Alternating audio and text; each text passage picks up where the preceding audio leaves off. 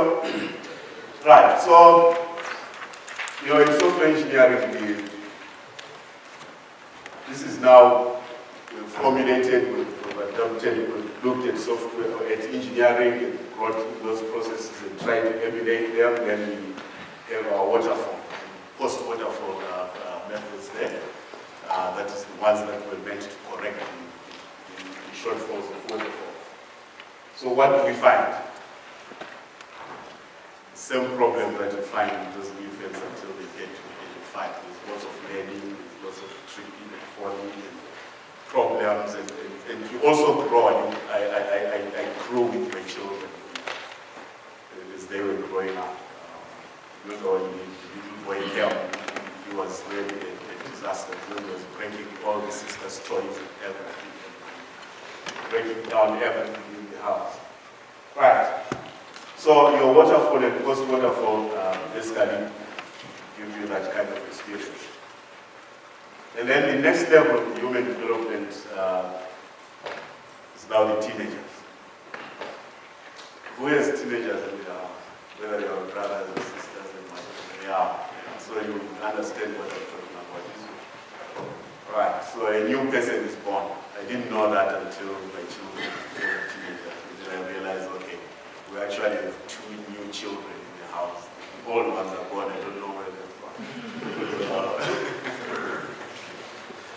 Right, so this is the birth of your Agile methodologies now, and I'm sure you can understand the similarity between those two. Because Agile methodologies come in and your old project managers and so forth, they look at you and say, well, this guy is a bunch of fakers, well, this will never work and whatever, until they realize, okay, these guys are not going anywhere. They are here to stay with us. It's our new children. So they start looking at Agile methodology as something that needs to be done. I think we had all the stories throughout from yesterday, how people actually, they're connected now. Okay.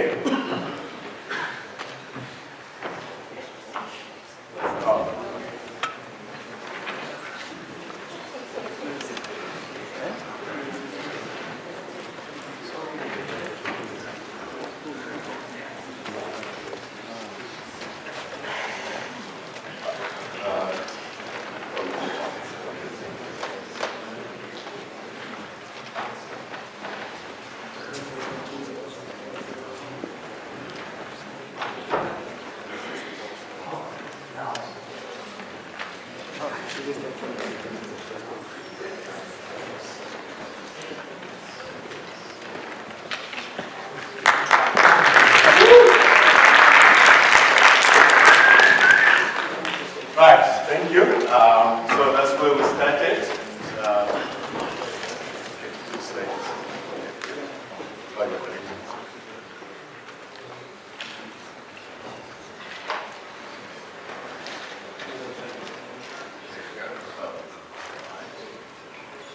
Right, so this is where we started, and then we went through our timeline there. So the timeline, and there is the human development metaphor there. Okay. Right. Okay. Right, we've covered all that. And then the waterfall and post-waterfall there.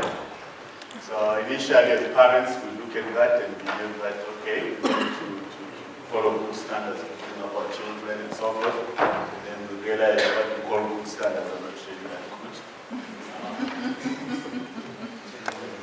We especially understand it when we get to teenagers, because like I said, you find there's a new human being that is born in the family, full of areas, eager to learn and to experiment. It can be very, very productive. That's basically what your Agile methodology is doing there, innovative software.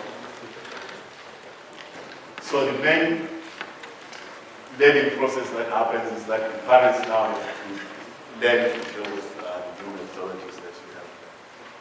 Right. So the problem with teenagers is that some people become teenagers until they get to the age of 35. Do you know that? So as long as they are youth, they assume that they're still teenagers. I hope we don't have such people as developers who still feel they're teenagers. Right. And then 35 to 65.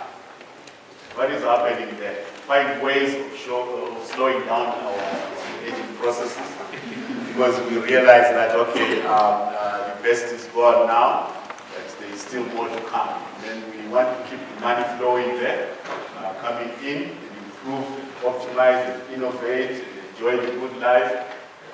Life is too exciting to actually die now. So that's where you'll find your medicines for genetic, what is it called? Genetic engineering, isn't it?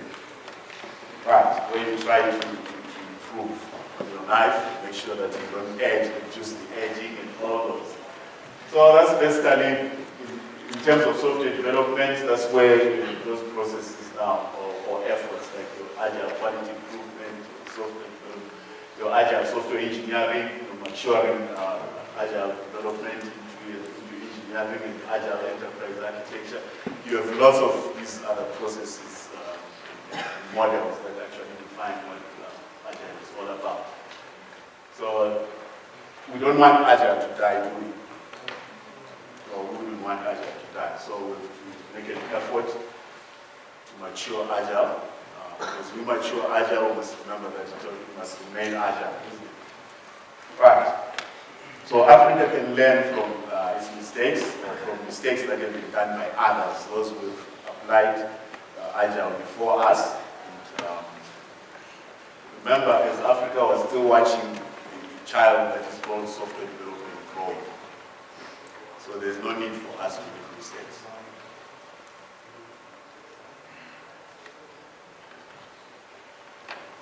To better understand software development revolution in Africa, let us identify and understand the phase of human development that we are living in.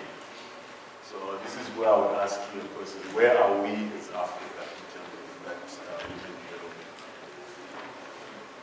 Maybe you don't have to answer me. Maybe you can talk about it when the panel comes. Right? But Agile software development is likened to a gospel that must be preached until all sinners. Right. I leave it up to you to determine where Africa is in terms of that growth. But it is possible for us to determine the future of where Africa is going if we understand where we have actually come. This is just acknowledging the resources.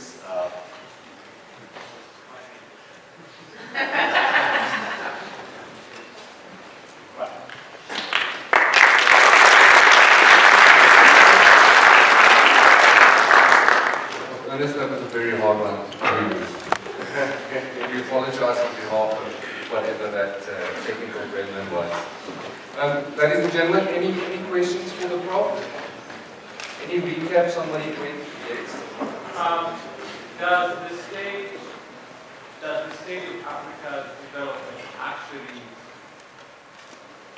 do the practices we pick depend on the state of Africa's development or the state of the world? Because we need Africa in its new practices, whichever state it is, and the whole world is already improving on Agile. Why would we use other than that, which has been proven which is what has been improved? So does it matter what state Africa is, or does it matter where the rest of the world is? Because the rest of us are already been learned, so why would we use that over here? I'll take that as a comment. The question is, does it matter where Africa is or where the world is? Can we just come up with our own things since we know what is right and what is wrong in terms of development? Yes, it does matter because we don't want to make the same mistakes that have been made before. But the biggest problem with us, I've been involved in Agile research since 2009. And what I've found out, my experience has shown me that most people that want to implement or that implement Agile, okay, initially when people wanted to implement Agile, they would just take and follow it as it is according to the processes that have been defined, principles and practices and so forth. And they will end up having a waterfall that is called Agile because they are so strict to the processes and the rules and whatever, so much that there's no agility in what they're doing. So we don't want to do that. Therefore, we need to learn from those because that's a path, a growth path that others have gone through before. So we want to avoid that one and make sure that as we implement Agile, we also remain Agile. I don't know if that answers you. Mine was, if the world is in 35 to 65, yes, and Africa is at 15 times, yeah. I just use that as an example because they're right. Does that mean that we have to go through all the steps they went through, or should we use those learning, process improvements, even if we're still at infancy or, you know? All right, I think I may not be able to answer that one, but it's more like the story of creation. If you know something about the Bible, I'm just assuming you might not, so it might be a different thing. But the story of creation, when trees and dinosaurs and whatever were created, they were not created as infants, they were just created as grown-ups. So it's difficult to actually know where they started. Okay, You come and date and whatever. Pardon?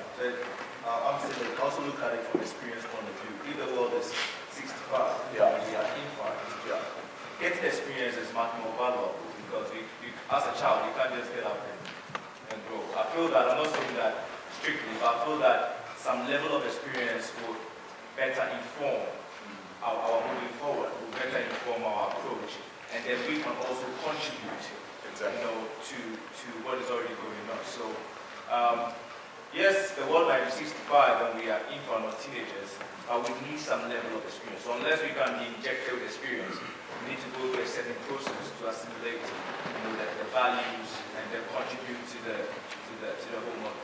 Okay, thank you very much. So we'll use the experience to avoid the mistakes that have been made before. Yes. What was happening in 1945 to 1955? What was happening? That's the origin of software development. That's where people started writing software.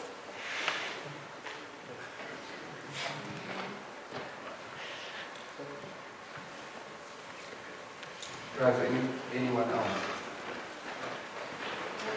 Okay, we're going to have a panel discussion. Are we ready for that? Prof Ernest